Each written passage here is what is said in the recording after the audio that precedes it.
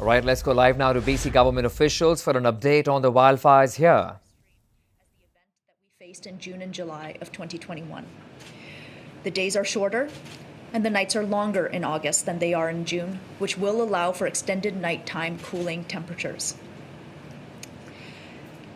Nevertheless, it is critical that people understand the risks, prepare for the conditions, and know where to access support. We are following the BC Heat Alert and Response Plan, and that means that governments, health authorities, hospitals, and community care sites are taking actions to prepare for the potential heat to keep people safe. Your First Nation or local authority may set up cooling centers to protect people from the heat. Incremental costs associated with establishing and running cooling centers will be reimbursed by the province. Your First Nation or local authority will have the most up-to-date information on locations that you can access to stay cool, whether it's a designated cooling center, a community center, an arena, or a mall. A map of cooling centers can also be found on emergencyinfobc.ca. When there is a heat event, we need everyone to take steps to keep themselves and their loved ones safe. Recognizing different steps to stay safe may make sense for different people. Consider keeping a digital thermometer to accurately measure indoor temperatures. Indoor temperatures of 31 degrees Celsius or higher can be dangerous, especially for people who are more vulnerable to heat. As part of your preparations, it's important to identify locations outside of your home where you can cool down should temperatures inside your home become unsafe, be it a designated cooling center, a community center, an arena, or a mall. Some people may even choose to locate a body of water, such as a lake, where it is safe to cool down. During a heat event, stay safe by drinking plenty of water, covering yourself with cool, damp cloths, and limiting strenuous activity. Never leave children or pets in parked cars. For more information on heat preparedness, please download Prepared BC's Extreme Heat Preparedness Guide online. It is available in French, Punjabi, Simplified Chinese, and Traditional Chinese. For the latest forecasts and alerts, please monitor Environment and Climate Change Canada. Government, health authorities, care providers, and agencies will follow the actions outlined in the BC Heat Alert and Response System to keep people safe. Let's take care of one another, check in on your loved ones and your neighbors, especially those who are vulnerable. It's important to recognize the signs of heat-related illness: heavy sweating, increased heart rate, rapid breathing, nausea or vomiting, swelling of the hands and feet, dizziness, and decreased mental alertness may be symptoms of heat-related illness.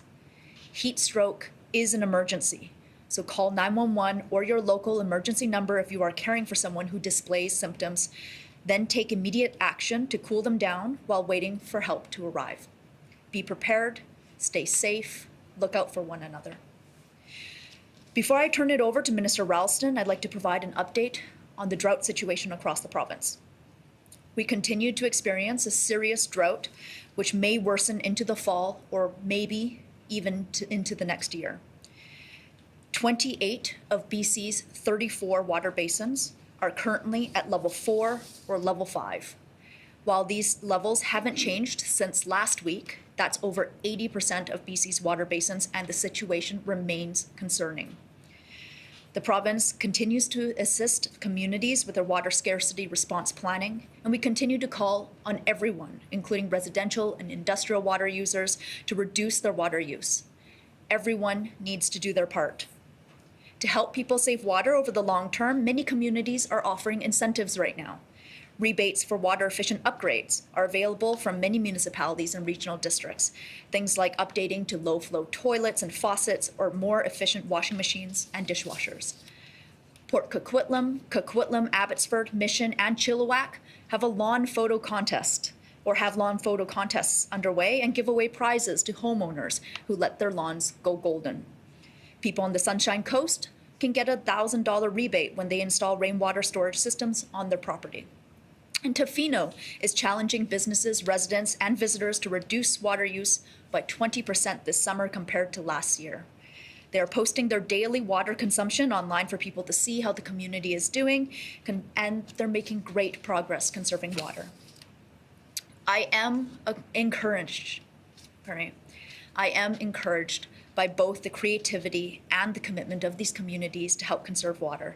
And I encourage home and business owners to check with their local government and take advantage of the programs and rebates that are available to them.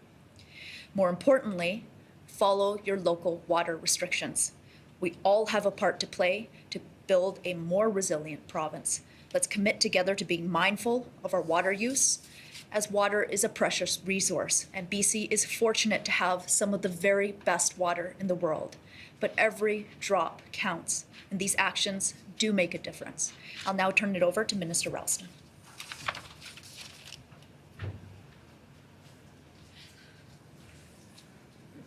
Good morning. Thanks very much, Minister Ma. I'm Bruce Ralston, Minister of Forests. And as always, I'm honored to be here on the traditional territory of the Musqueam, Squamish, and Tsleil-Waututh peoples.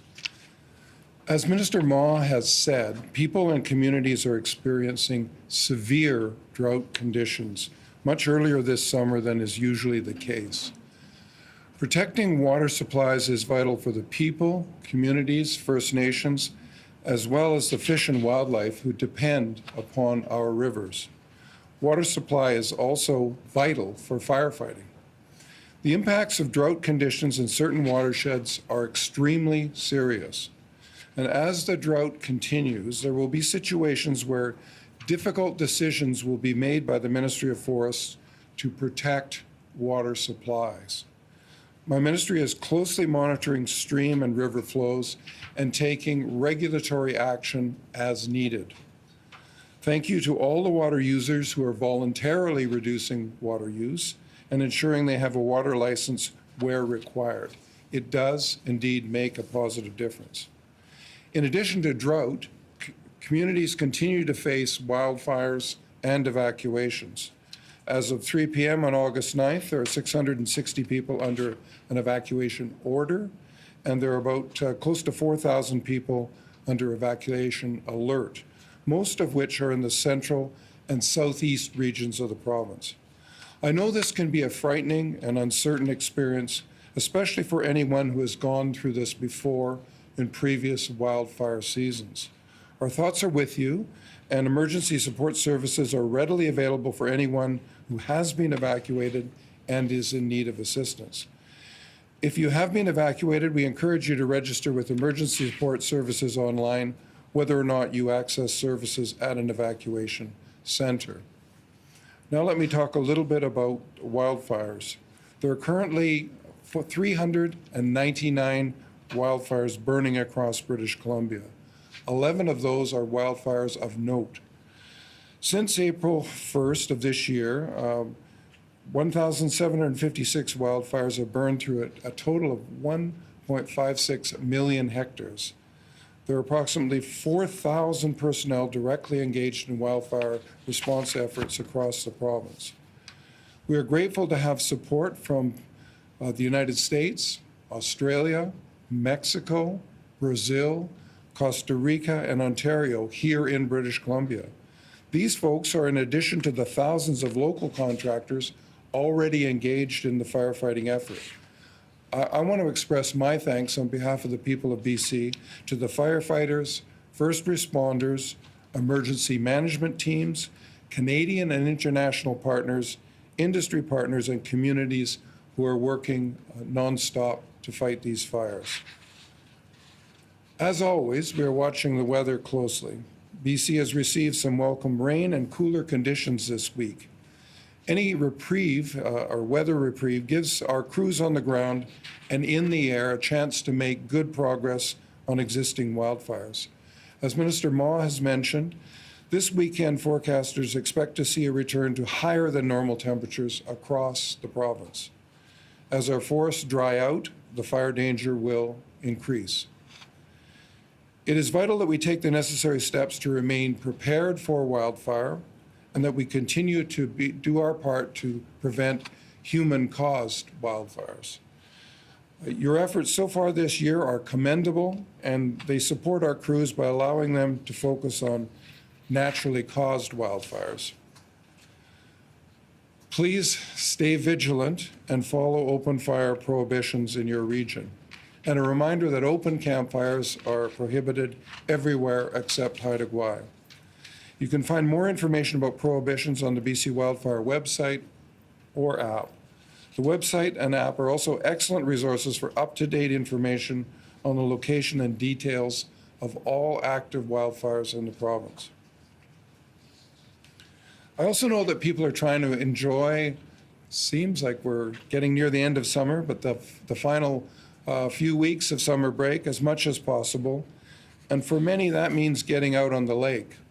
We're reminding recreational boaters to be cautious and diligent on bodies of water that are being used by firefighting aircraft.